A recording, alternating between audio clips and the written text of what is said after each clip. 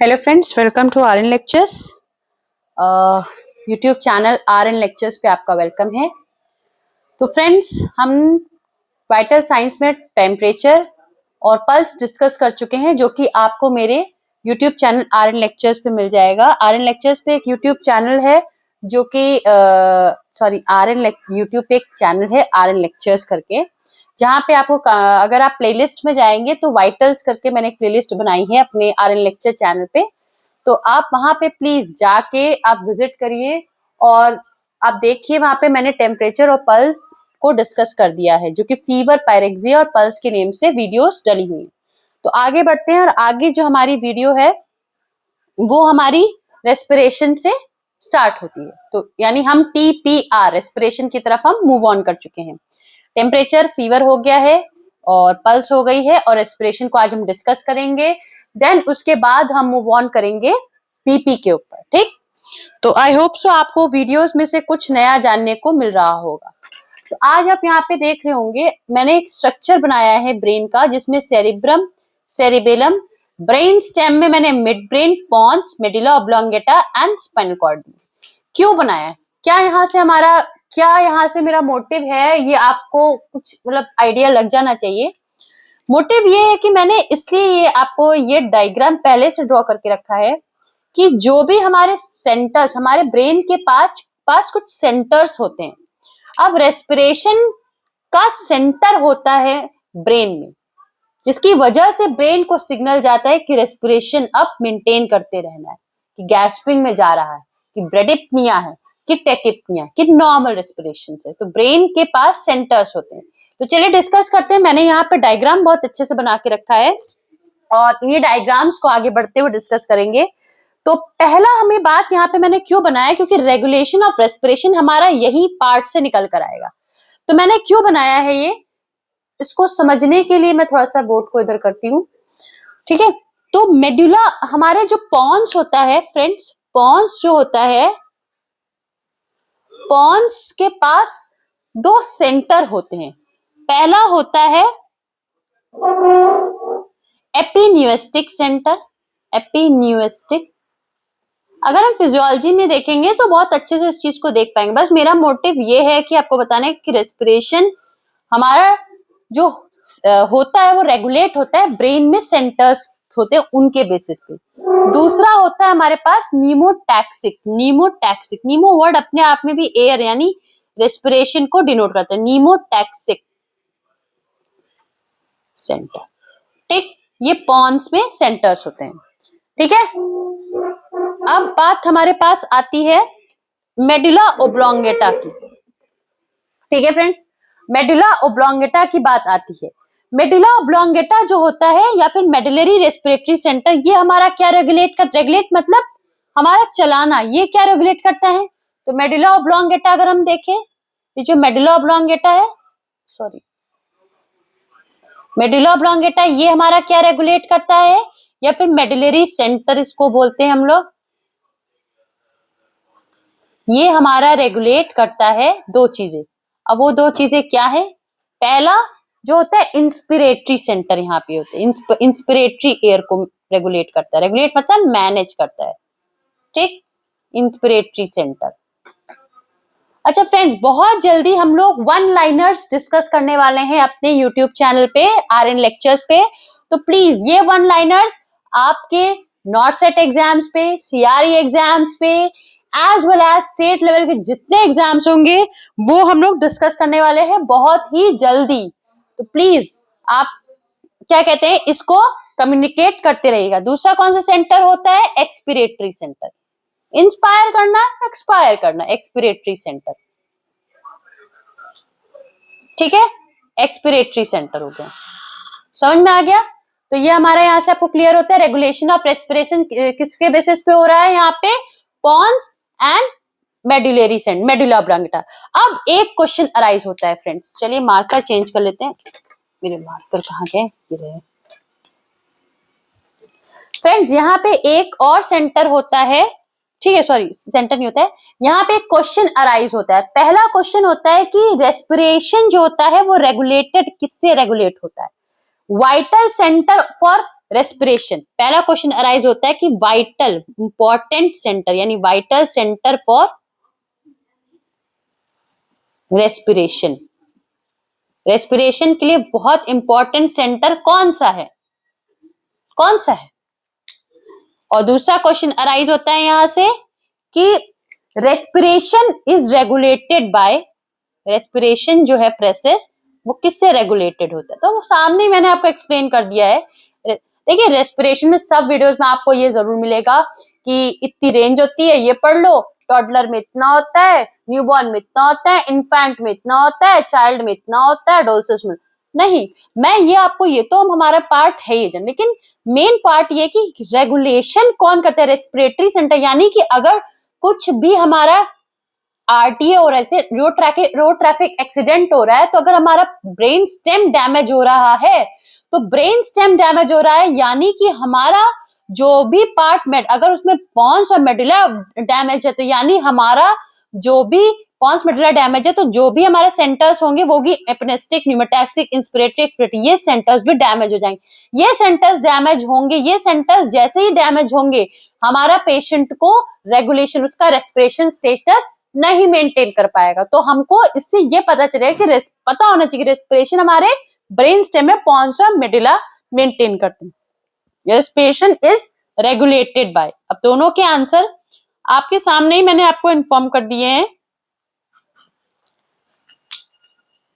तो पहले वाले का जो आंसर होगा, वाइटल सेंटर फॉर रेस्पिरेशन कौन सा है, ब्रेन स्टेम, और ब्रेन स्टेम में भी कौन सा, pons and plus medulla oblongata, MO मैंने डिसाइड किया। Respiration is regulated by MO या फिर एमओ प्लस पॉन्स, ठीक है, आ गया। तो कुछ भी आपका लिखकर आ सकता है। तो आई होप ये वीडियो, ये डायग्राम आपको बहुत अच्छे से क्लियर कर रहा होगा, ठीक है फ्रेंड्स। तो समझ में आ गया हमारा रेस्पिरेटरी सेंटर्स। बहुत सी आपने वीडियोस देखी होगी डैम श्योर, लेकिन आपने कभी वीडियोस में ये नहीं देखा होगा कि वो लोग आपको सेंटर्स बता रहे हो। तो आई होप सो मैं अपनी वीडियो में कुछ नया जरूर डाली हूँ आपके लिए। Please do like, follow, share RN lectures on YouTube. I need your support for this, for the motivation of the channel, ताकि मैं आपके लिए बहुत अच्छे अच्छे पॉइंट्स लेकर आऊं। बहुत जल्दी हम डाइजेस्टिव सिस्टम को स्टार्ट करने वाले हैं, जैसे ही हम अपने फाउंडेशन में ये चीज कंप्लीट करेंगे। तो without wasting time should I rub this and we should move towards the about respiration, ठीक है। क्या क्या रेस्पिरेटरी मसल्स होती है, इंस्पिरेशन क्या है, एक्सपिरेशन क्या है, इंस्पायर करते हैं तो एयर जो हम इंस्पायर कर रहे हैं उसमें कितना % ऑक्सीजन है, CO2 है, या फिर नाइट्रोजन कितने % है जब हम एक्सपायर कर रहे हैं, ठीक है। तो चलते हैं हम लोग कुछ डेटास को पढ़ते हैं, कुछ रेंजेस को जानते हैं, और ये टॉपिक फिर आगे चल के कंप्लीट करते हैं, ठीक है। अच्छा डायग्राम मैंने कोशिश करी है आपको समझाने की। कमेंट सेक्शंस में अगर आपके बढ़िया बढ़िया कमेंट्स भी मुझे मिलेंगे तो मुझे और अच्छा लगेगा फ्रेंड्स, ठीक है। अब बात आती है हमारी, क्वेश्चन यहां से एक और उठता है फ्रेंड्स कि जब हम इंस्पायर करते हैं तो हमारी कौन सी मसल्स एक्टिव यहां पे काम करती है, ठीक है। तो चीफ इंस्पायरेटरी मसल कौन सी है, इंस्पिरेटरी मसल, क्वेश्चन है, पूछ सकते वन लाइनर्स क्वेश्चन, इसलिए मैं बहुत जल्दी वन लाइनर्स डिस्कस करने वाली हूँ फ्रेंड्स। चीफ इंस्पिरेटरी मसल्स कौन सी है, चीफ इंस्पिरेटरी मसल जो है वो है डायफ्रैग,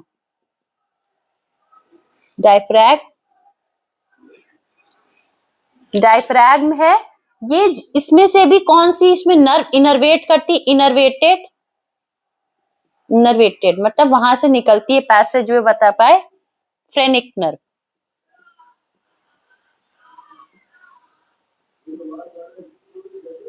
ठीक है।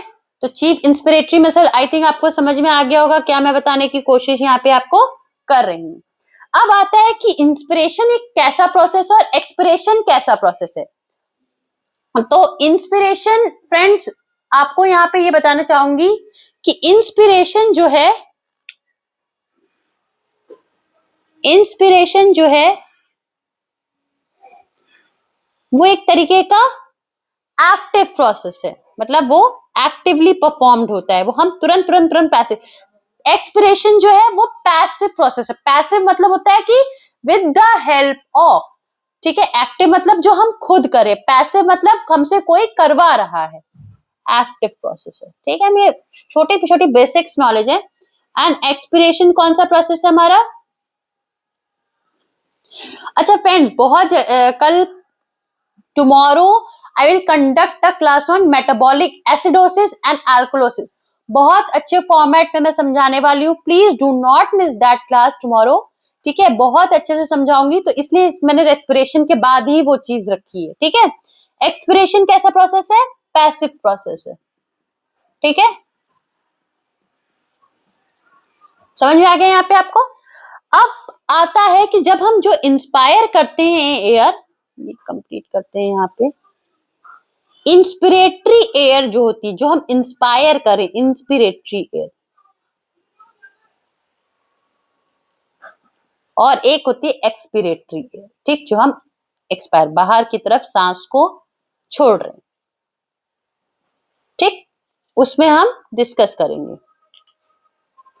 इंस्पिरेटरी एयर को हम डिस्कस क्यों करेंगे? क्योंकि हमें पता होना चाहिए कितने परसेंट ऑफ ऑक्सीजन है, कितने परसेंट ऑफ हमारे पास, कितने परसेंट ऑफ कार्बन डाइऑक्साइड है, नाइट्रोजन है। तो जब जो इंस्पिरेटरी एयर होती है उसमें हमारे पास नाइट्रोजन जो होती है उसमें 78% है, ठीक, ठीक है। ऑक्सीजन O2 कितना परसेंट है? 21% ऑक्सीजन, ठीक है। देन हमारे पास CO2 कितना परसेंट होता है? ठीक है। अब आता है कार्बन डाइऑक्साइड कितनी परसेंट होती है? 0.04% होती है, ठीक है, इंस्पिरेटरी एयर। एक्सपिरेटरी एयर की तरफ अगर हम जाए तो एक्सपायर जो करते हैं वो N2 कितना होता है? 78% होती है। ऑक्सीजन कितने परसेंट होती है? 16% होती है, ठीक है। And carbon dioxide that is 4 to 5%, ठीक है। ये एक डेटा था क्योंकि जानना बहुत जरूरी था। क्वेश्चंस यहां से बन सकता है, ये क्वेश्चन बन सकता है कि इंस्पिरेटरी एयर में कितना परसेंट ऑफ ऑक्सीजन होता है, एक्सपिरेटरी एयर में कितना परसेंट ऑफ ऑक्सीजन होता है, इंस्पिरेशन कैसे टाइप का प्रोसेस है। यहां से एक क्वेश्चन आपका सबसे इंपॉर्टेंट क्वेश्चन यहां से होता है कि इंस्पिरेशन कैसा टाइप का है, एक्सपिरेशन कैसे टाइप का प्रोसेस होता है, ठीक है। चीफ इंस्पिरेटरी मसल जो हमारी इन्वॉल्व कौन सी होती है? वो होती है हमारी डायफ्राम, ठीक। समझ में आ गया आपको? आई होप सो यहां से आपको ये चीज थोड़ी क्लियर हो रही होगी, ठीक है। विदाउट वेस्टिंग टाइम हम मूव ऑन करते हैं आगे की तरफ, ठीक है। अब आगे की तरफ हम क्या देखेंगे? आगे की तरफ हम ये देखेंगे हाइपोक्सिया क्या होता है, हाइपोक्सीमिया, वर्ड्स को क्लियर करेंगे। हाइपोक्सीमिया क्या होता है, हाइपरकेपनिया क्या होता है, ठीक है। ये हमें आगे की तरफ देखना होगा।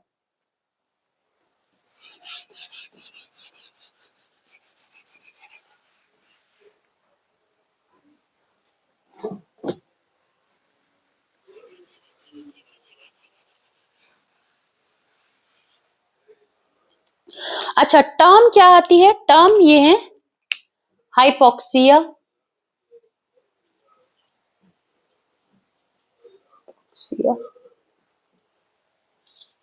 ठीक, हाइपोक्सीमिया,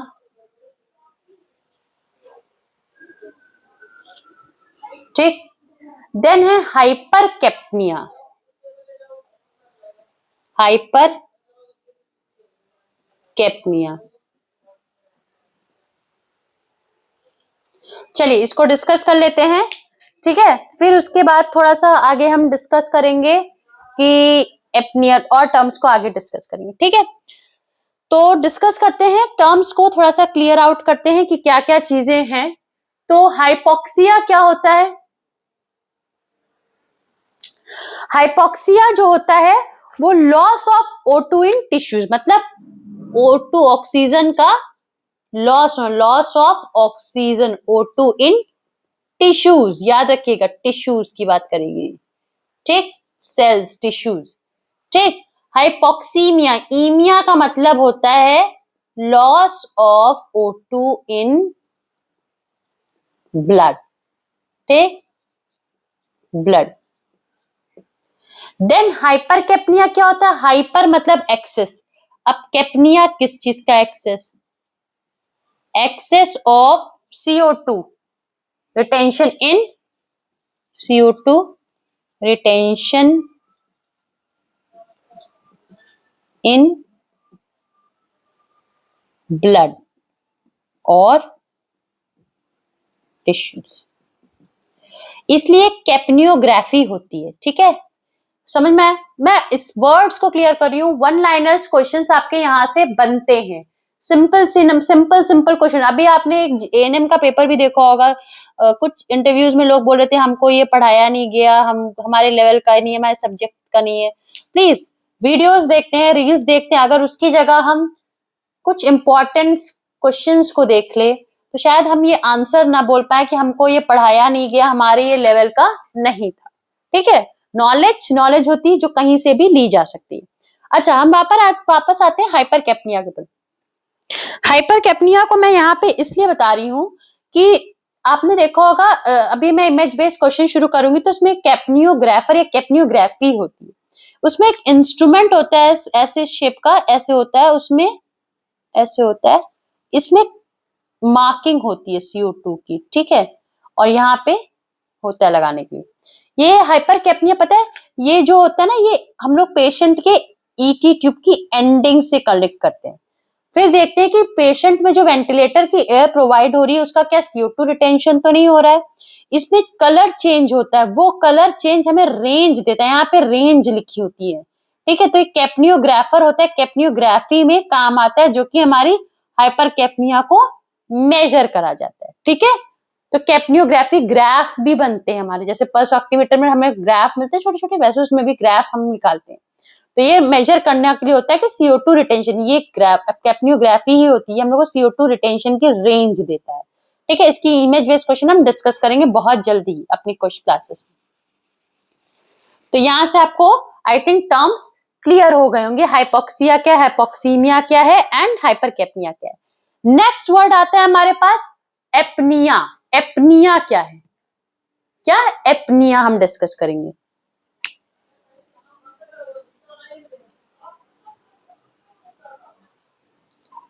एपनिया, फिर उसके बाद क्या होता है? डिस्निया। ठीक, डिस्निया। फिर क्या हम आगे डिस्कस करेंगे? आगे डिस्कस करेंगे हम, दो वर्ड और रह जाएंगे, ऑर्थोपनिया और प्लेटेपनिया। पहले एपनिया और डिस्निया देख लेते हैं, फिर आगे हम लोग समझते हैं क्या है एपनिया। क्या होता है एपनिया? मतलब इसमें सीजेशन ऑफ ब्रीदिंग होती है। ठीक है, लेकिन पीरियोडिक होती, कुछ टाइम के लिए हमें ब्रीदिंग का सेशन मिलेगा ही नहीं। अब अडल्ट में वो क्या टाइम होता है? 10 to 15 सेकेंड्स का एप्निक पीरियड मिल गया। ठीक है, जैसे मान लीजिए पेशेंट इधर ब्रीदिंग कर रहा, breathe in breathe out, breathe in breathe out, breathe in breathe out, breathe in, फिर ब्रीद आउट नहीं करा और यहाँ पे 10 to 15 सेकेंड भूल गया। ठीक है, 10 to 15 सेकेंड्स यहाँ पे वो सांस ही नहीं लिया, नॉर्मल, ना इन ना आउट, ऐसे ही है। ठीक, ऐसा लगेगा पेशेंट गया, लेकिन नहीं, फिर उसका पैटर्न लिया, ब्रीथ इन ब्रीथ आउट, ब्रीथ इन ब्रीथ आउट, ब्रीथ इन ब्रीथ आउट, फिर एक सेशन आ गया, नहीं 10 to 15 सेकेंड। तो ये क्या है? एक एपनिक पीरियड्स हमको दे रहा है। ये क्या है? एपनिक पीरियड्स दे रहा है हमको, AP पीरियड यानी एपनिक पीरियड्स दे रहा है। तो यानी डेफिनेशन क्या कहती है? पीरियोडिक सीजेशन ऑफ, इसको यहां पे लिख लेते हैं, इन ब्लड एंड टिश्यूज। यहां पे होता है पीरियोडिक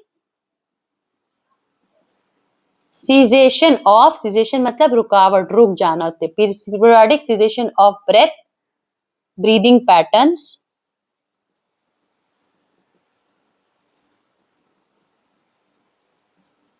ठीक है, अब अडल्ट में क्या रेंज है देख लो भाई, बहुत इंपॉर्टेंट है, पूछ सकते हैं, यहाँ पे क्वेश्चन आता भी है। अडल्ट में जो वो रेंज है वो है 10 to 15 सेकेंड्स की। ठीक है, और न्यूबॉर्न में क्या रेंज है? क्योंकि न्यूबॉर्न में सीजेशन एपनिक पीरियड बहुत देखने को मिलता है, तो वो है मोर देन 20 सेकेंड्स। ठीक है, ये हो गया हमारा एपनिया। ठीक है, यहां तक समझ में आया। अब आता है डिस्निया। डिस्निया क्या होता है? डिफिकल्ट और लेबर्ड ब्रीदिंग। जिस डिफिकल्ट डिफिकल्ट और लेबर्ड ब्रीदिंग।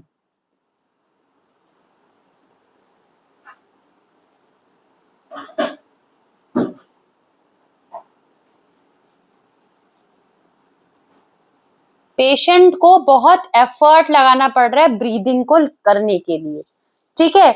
और इसको प्रिवेंट करने के लिए हम कौन सी पोजीशन दे सकते हैं? सेमी फाउलर्स पोजीशन, ठीक है, या फिर फाउलर्स, हाई फाउलर्स पोजीशन दे सकते हैं। लीन डाउन कर सकते हैं पेशेंट को फाउलर्स देकर, ठीक है, कार्डियक टेबल पे हाई फाउलर्स, ठीक। तो ये टर्म्स हाइपोक्सिया, हाइपोक्सीमिया, हाइपरकेप्निया, ये क्लियर हो गया आपको। अब हम चलते हैं यहां से आगे और टर्म है हमारे लिए ऑर्थोपनिया एंड प्लेटेपनिया।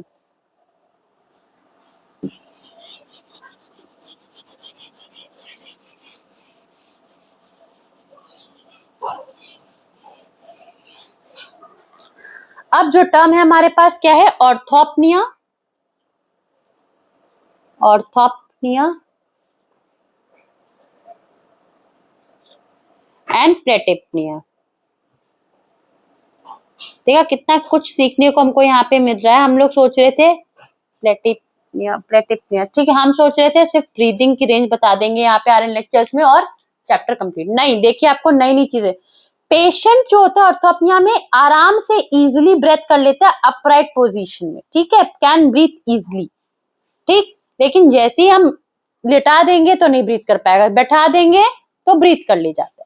तो ऑर्थोपनिया कंडीशन है ऑर्थोस्टैटिक हाइपरटेंशन, आपने सुना होगा ऑर्थोस्टैटिक हाइपरटेंशन। इसमें क्या होता है? पेशेंट को पोजीशन चेंज करने पे उसका बीपी फॉल कर जाता है। तो इसमें क्या होता है? पेशेंट जो होता है बैठने पर इजिली ब्रीथ कर पाएगा लेकिन लेटने पर नहीं कर पाएगा। प्लेटेपनिया क्या होता है?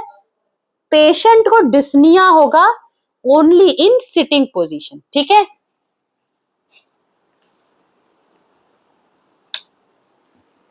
Patient can breathe easily in upright position, बस। और बाकी कोई पोजीशन प्रोवाइड करेंगे तो वो ब्रीथ नहीं कर पाएगा, अपराइट पोजीशन। और प्लेटेपनिया क्या? पेशेंट को डिस्निक होता है, पेशेंट को प्रॉब्लम होती, patient has difficulty in breathing.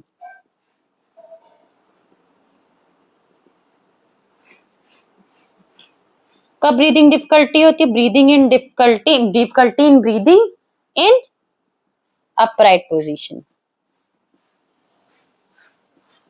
ठीक। तो यहाँ पे ये कंप्लीट हुआ आपका, समझ में आ गया आपको। अब हम आगे बढ़ते हैं और हमारे पास आता है साउंड्स, साउंड्स, रेस्पिरेटरी साउंड्स, ठीक है। तो रेस्पिरेटरी साउंड्स जानने के लिए बहुत ज्यादा चीजें जाननी होंगी हमको भी आगे, कि क्या क्या चीजें हैं। हम स्ट्राइडर पढ़ेंगे, वीजिंग पढ़ेंगे, रोंकाई, रेल्स, क्रैकल साउंड, ठीक है। तो ये हमें जानने के लिए, उसके बाद हम types of respiration, small respiration, काइनिक स्टोक रेस्पिरेशन, बेयॉट्स रेस्पिरेशन क्या होता है, ठीक है, समझ में आ गया। तो पहले हम जान लेते हैं types of sound, respiratory sounds हम जान लेते हैं, उसके बाद हम टाइप ऑफ रेस्पिरेटरी रेस्पिरेशन देखेंगे, जो कि हम कल के लेक्चर में कंटिन्यू करेंगे, जिसमें हम metabolic acidosis, alkalosis, respiratory acidosis, alkalosis, compensatory, partial compensatory, uncompensatory, ये तीन चार चीजें हम पॉइंट्स डिस्कस करेंगे।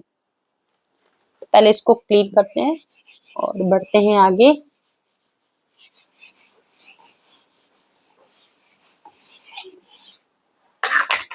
ठीक है फ्रेंड्स, सबसे पहले एक लंग का डायग्राम बना लेते हैं। ये ट्रेकिया हो गई, ठीक, ये लंग्स का इनर्वेशन हुआ,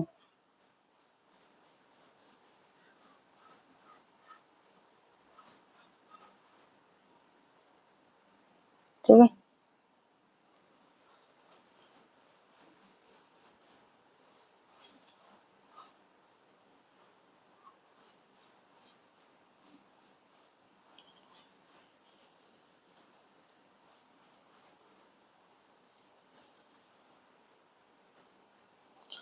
समझ में आ गया?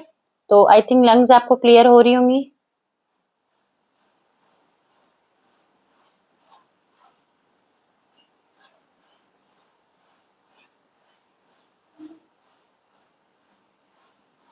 यहाँ पे डायग्राम मैंने बनाया है। क्यों बनाया है? यहाँ पे मैं साउंड्स आपको बताऊंगी कहाँ पे आपको कौन सी साउंड्स, हालांकि एग्जामिनेशन से आपको समझ में और अच्छे से आएगी, बट अगर हमें थोड़ा बहुत थ्योरी पॉइंट ऑफ व्यू से जानना है तो यहाँ पे हमको पता करना होगा। पहली साउंड जो हमारी आती है स्ट्राइडर, ठीक ठीक। ये हमको कहाँ पे में देखने को मिलती है? अपर एयरवे की साउंड, अपर एयरवे, अपर पार्ट यानी कि लंग्स से ऊपर पार्ट में देखने को मिलती है, ठीक है। और ये हमें लोअर साइड में नहीं, अपर साइड ऑफ लंग्स यानी कि अपर लोब्स की तरफ, अपर लोब हो गया, ट्रेकिया हो गया, ठीक है, ट्रेकियल ब्रांचेस हो गई, यहाँ तक कि इसमें देखने को मिल जाए, जहां से हमारी ब्रांचेस आ जाएंगी, लोअर लोब आ जाएगा, वो हमारी लोअर एयरवे हो जाएगा। तो ये एक तरीके से अपर एयरवे साउंड है, ठीक है, अपर एयरवे साउंड होती है। ये कब देखने को मिलती है?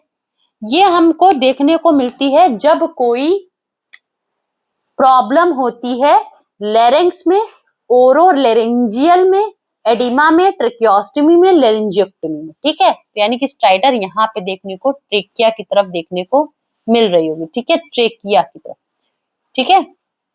कब देखने को मिलती है? Problem in larynx, ओरोलेरेंजियल, oedema,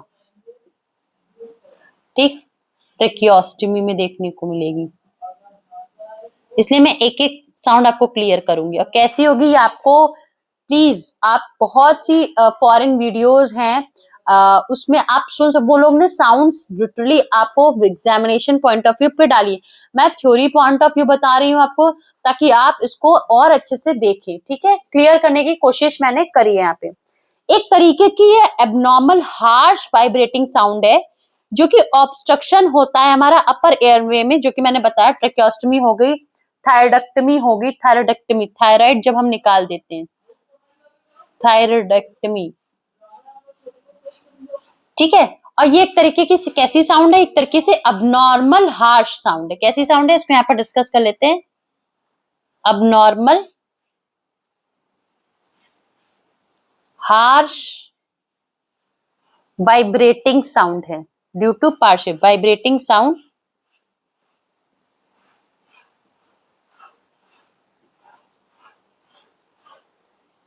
due to obstruction, due to partial obstruction देख की वजह से ये आती है। पार्शियल क्यों? क्योंकि उसके कुछ देर बाद ये रिलीफ हम कर सकते हैं, ठीक है। स्ट्राइडर समझ में आ गई। अब जो हमारी आती है वो हमारी होती है वीजिंग, जो कि हमको यहाँ, ठीक है, हम लोग को यहाँ पे सुनने को दिखती है। अगर हम एग्जामिनेशन पॉइंट ऑफ व्यू से बात करें तो चेस्ट में हमारी, आपको बैक साइड से अगर हम देखें तो हम लोग को मिल सकता है, आपको फोर्थ इंटरकोस्टल, फिफ्थ इंटरकोस्टल्स पे, थोड़ी लोअर इंटरकोस्टल, मिड इंटरकोस्टल्स पे जाएंगे तो हमको देखने को मिलेगी। ये कैसी साउंड्स होती है? ये एक तरीके से म्यूजिकल वीजिंग साउंड होती है due to partial obstruction in bronchi, bronchioles में देखने को मिलती है, एस्थमा में एक्सपिरेशन पे देखने को मिलती है, ब्रोंकाइटिस में इंस्पिरेशन को। तो यहाँ पे डिस्कस कर लेते हैं हम लोग थोड़ा सा, ठीक है। बोर्ड थोड़ा सा मैं इधर कर दी ताकि आपको ये चीज विजिबल हो। अब हमारे पास कौन सी मैंने डिस्कस करी है साउंड? मैंने डिस्कस करी है wheezing sound. I hope so आपको दिख रहा होगा मैं जो लिख रही हूँ, वीजिंग साउंड, ठीक है। ये हमको यहाँ पे देखने को मिलती है, जो कि प्राइमरी ब्रोंक्यूल्स की, यहाँ पे क्या होते हैं? हमारे प्राइमरी ब्रोंक्यूल्स होते हैं, ठीक है, ठीक। एक तरीके से ये कैसी साउंड है? ये एक तरीके से हमारी musical abnormal musical wheezing sound है, अबनॉर्मल म्यूजिकल वीजिंग साउंड है, ठीक है। कोई ऑब्स्ट्रक्शन हो रहा होगा तभी देखने को मिलती है। इंपॉर्टेंट इसमें क्या है, एस्थमा में ये हमको कब देखने को मिलती है, एस्थमा में हम लोग को जब ये एक्सपिरेशन हो रहा होगा, एस्थमा में ड्यूरिंग एक्सपिरेशन देखने को व्हीजिंग साउंड मिलती है, ठीक है। और हमारा ब्रोंकाइटिस में ड्यूरिंग इंस्पिरेशन देखने को मिलती है। ब्रोंकाइटिस पेशेंट पे हम देखें तो इंस्पिरेशन जब करेगा तब देखने को ये हमको मिलेगी, ठीक है। तो यहां से इंपॉर्टेंट यहाँ पे ये मिलता है। समझ में आ गया आपको, ठीक है। यहाँ से आपको समझ में आ रहा होगा स्ट्राइडर्स, और मैंने व्हीजिंग साउंड को यहाँ पे डिस्कस कर लिया। स्ट्राइडर्स क्या है, अपर एयर, ये भी अपर एयरवे की है, ठीक है, ये भी अपर एयरवे की ही अबनॉर्मलिटी को डिस्कस करा है मैंने। Problem in larynx, laryngeal oedema, tracheostomy या thyroidectomy. Stridor abnormal harsh vibrating sound होती है, ये हमारी अबनॉर्मल म्यूजिकल व्हीजिंग साउंड है, ठीक है। ये भी कोई ऑब्स्ट्रक्शन हो रहा होगा तब देखने को मिलती है। एस्थमा में एक्सपिरेशन के टाइम पे, ब्रोंकाइटिस में हम लोग को इंस्पिरेशन के टाइम पे देखने को मिलती है। अब हमारे पास कौन सी साउंड बची, अब हमारे पास बची, हम लोग के लिए बची रेल्स या फिर रोनकाई साउंड, ठीक है, रेल्स साउंड। और एक्चुअली रेल्स जो होती है ना, रेल्स क्या होती है, बबलिंग होती है। रोनकी क्या होता है, रैटलिंग होती है, स्नोरिंग होती है, ठीक है। और फिर उसके बाद बची हमारी क्रैकल साउंड, ठीक। तो यहाँ पे चलिए डिस्कस कर लेते हैं। ये जो रोनकाई रेल्स होती है ना, ये हम लोग को इस रीजन में देखने को मिलती है, यहाँ पे लोअर लोब्स में देखने को मिलती है। जो भी पानी इकट्ठा होता है ना, वो यहाँ पे इकट्ठा हो रहा होगा, ठीक है, एडिमा, ठीक है। तो यहाँ पे हमको देखने को मिलती है, ठीक है। सेटल डाउन, ग्रेविटी की वजह से नीचे सेटल डाउन होगा। जब हमारा प्लूरल फ्लूइड या प्लूरल एफ्यूजन हो जाता है ना, तब हम लोग को रोनकाई, निमोनिया की कंडीशन में रोनकी देखने को मिलती है, ठीक है। लोअर रेस्पिरेटरी ट्रैक्ट की ये साउंड्स होती हैं। अपर एयरवे की हमने स्ट्राइडर और व्हीजिंग को बात कर ली है। अब लोअर की तरफ हम लोग चलते हैं और उसको डिस्कस करते हैं। डायग्राम नहीं इरेज करेंगे ताकि आपको ये क्लियर करने के लिए।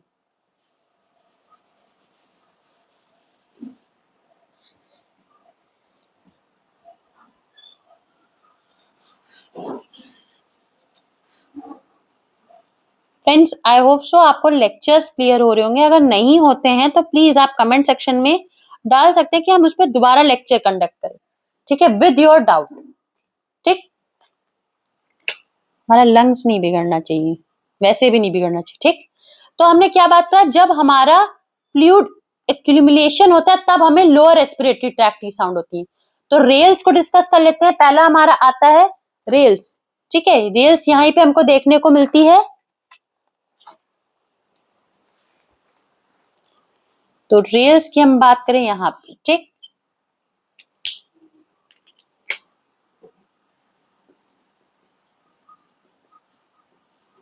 ठीक है, एबनॉर्मल बबलिंग साउंड होती है ड्यू टू, किसकी वजह से, abnormal bubbling, abnormal bubbling sound होती है। कैसी होती है, बबलिंग साउंड होती है, किसकी वजह से, ड्यू टू इन्फ्लेमेशन, इन्फ्लेमेशन की वजह से दिखती है, और प्लस फ्लूइड, फ्लूइड जब एक्यूमुलेट होने लगता है, ठीक है। तो ये हमारी एक तरीके से किस में देखने को मिलती है, सीन इन, किस में देखने को मिलती है, सीन इन निमोनिया, ठीक है, या फिर LRTI, lower respiratory tract infections में देखने को मिलती है, ठीक। अब हमारे पास कौन सी साउंड आती है, अब हमारे पास आती है रोनकाई साउंड। रोनकाई साउंड कैसी होती है, रैटलिंग साउंड होती है, रैटलिंग कस आती है हमारी, ये जब हम लोग रैटल, पानी की रैटलिंग, बड़े बड़े फटे बड़े फट फट फट फट गिरती है, तो वो उसको रोनकाई साउंड कहते हैं।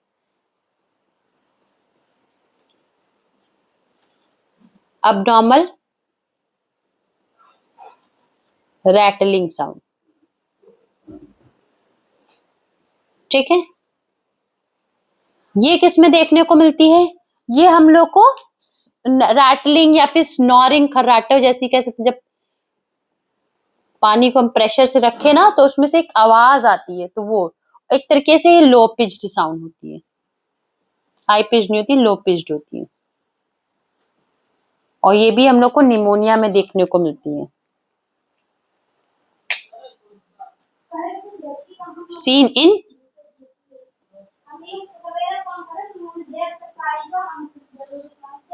ठीक है, समझ में आ गया। अब एक बची हमारी बहुत इंपॉर्टेंट साउंड है, इसको यहीं पे हम डिस्कस करते हैं, ठीक है, जो कि है हमारी, let me take the marker of black, crackle sound.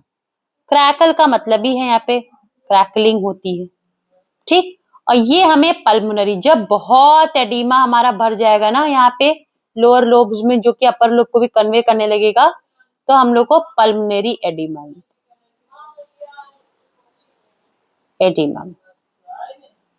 ठीक है। तो इन पेशेंट्स में आप जरूर एग्जामिन करें, निमोनिया के पेशेंट में, LRTI के पेशेंट्स में आप लोअर रेस्पिरेटरी ट्रैक्ट में रखिए स्टेथ को और एग्जामिन करिए। आप साउंड्स को डिफरेंशिएट कर पाएंगे कि रॉनकी क्या है, स्ट्राइडर क्या है, वीजिंग क्या है। तो प्लीज अब इतना तो पता चल गया, आर वाली जितनी है लोअर का आर याद रखो, आर वाली जितनी है ना, आर आर आर, क्रैकल, क्रैकल का आर, आर आर, तो वो लोअर का आर जाएगा। बाकी बची कौन सी, स्ट्राइडर वीजिंग, वो अपर में चली जाएगी। ठीक, समझ में आ गया, याद करने का तरीका समझ में आ गया। तो अब आपको पेशेंट्स कभी भी ऐसे मिलते हैं तो आप याद करने की कोशिश करोगे, अपने दिमाग में, अपने माइंड में आप ये बैठा लेना। अब चलिए इसके बाद हम रेंज थोड़ी सी देख लेते हैं, उसके बाद हम एक लेक्चर रखेंगे और जिसमें हम बेयर्ड, कुस्मॉल, स्टाइनीज 3 टाइप की रेस्पिरेशन को डिस्कस करेंगे। लेक्चर को ज्यादा बड़ा ना करते हुए इसीलिए मैं इसको आगे डिस्कस करती हूँ, ठीक है। अच्छा चलिए रेंज को डिस्कस कर लेते हैं। रेंज हमारी क्या होती है, न्यूबॉर्न में, इन्फेंट में respiration beats per minute, newborn, ठीक है friends, newborn, infant, toddler, child, adolescent,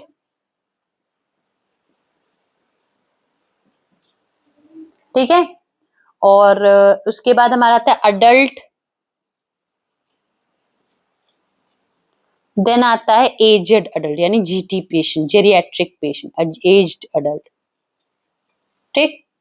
यहाँ पे हम रेस्पिरेशन ब्रेथ्स पर मिनट, 1 मिनट में कितनी ब्रेथ्स वो ले रहा है, प्लस आज एक और चीज हम कैरी कर ले जो हमने पल्स वाले चैप्टर में नहीं देखी थी, वो है हमारी, देखी थी मतलब इतना अच्छे से, पल्स भी देख लेंगे यहाँ पर, पल्स बीट्स पर मिनट, ठीक है। तो रेंज है, सबसे पहले रेस्पिरेशन देखते हैं। रेस्पिरेशन हमारे न्यूबॉर्न की बात करें तो 30 to 60 ब्रेथ्स पर मिनट होता है, ठीक। इन्फेंट में बात करें तो 30 to 50 ब्रेथ्स पर मिनट। टॉडलर में बात करें, धीमे धीमे देखिए कम होता चला जाएगा, टॉडलर में 20 to 30 रेंज है। चाइल्ड में हम लोग की कितनी हो जाएगी, 20 to 25। अडोलसेंट में हमारी क्या हो जाएगी, 16 to 20। अडल्ट में क्या रेंज हो जाएगी, 12 to 20। एंड एजेड अडल्ट में क्या रेंज हो जाएगी, 12 to 24। इसलिए आपको रेंज याद करनी है। कभी कभी आप इतने अच्छे से अगर एग्जामिनेशन कर रहे हो तो आप देख के पेशेंट की रेंज निकाल सकते हो। गैस कर रहा है तो यानी एडोलसेंट में वो 16 से नीचे होगा, 12 होगा, 2 होगा, 10 होगा। अगर टेकी है, टेकिपनिया है, ब्रेडिपनिया एक वर्ड होता है, ठीक है, और एक टेकिपनिया वर्ड होता है, ठीक है। टेकिपनिया मतलब अगर अडल्ट 20 से ज्यादा उसकी ब्रेथ्स है तो टेकी में जा रहा है, ब्रेडी यानी 16 से कम है तो ब्रेडिपनिया है, ठीक है। समझ में आ गया यहाँ पे आपको, आई थिंक रेंज यहाँ पे समझ में आ गई होगी। न्यूबॉर्न की क्या मैंने रेंज बोली, 30 to 60, इन्फेंट की 30 to 50, टॉडलर की 20 to 30, चाइल्ड की 20 से 25, अडोलसेंट की 16 to 20, अडल्ट की 12 to 20, एजेड अडल्ट की 12 to 24। अब आ जाते हैं पल्स को डिस्कस कर लेते हैं, यही चीज 120 से 190, इन्फेंट में 120 से 160, इन्फेंट में सॉरी टॉडलर में हमारी कितनी हो जाएगी 90 to 140, चाइल्ड में 75 to 115, अडोलसेंट में 60 to 105, ठीक। अडल्ट में 60 to 100 या 70 to 100 हमने डिस्कस करी थी, ठीक है। एजेड अडल्ट में 40 to 100 बीट्स पर, ठीक है। तो यहाँ पे रेस्पिरेशन और पल्स का मैंने आपको यहाँ पे डेटा दे दिया है। तो आज रेस्पिरेशन में हमने बहुत अच्छे टॉपिक्स डिस्कस करे, इसको आप रिवाइंड करके देख लेना, ठीक है। हमने रेगुलेशन से लेकर हर वर्ड्स की मीनिंग को क्लियर करा, ठीक है फ्रेंड्स। तो नेक्स्ट जो हमारा लेक्चर होने वाला है, नेक्स्ट लेक्चर जो होगा वो हमारा टाइप्स ऑफ रेस्पिरेशन की तरफ होगा, ठीक है। समझ गए यहाँ पे आपको, ठीक। तो अभी के लिए इतना, इस वीडियोस को आप गो थ्रू होइए, अपने नोट्स बनाइए एंड रिलेटेड क्वेश्चंस भी मैंने थोड़े बहुत इसमें से निकाले हैं, और नेक्स्ट लेक्चर में मिलते हैं। Thank you once again, please do like and subscribe RN lectures on YouTube. Thank you friends.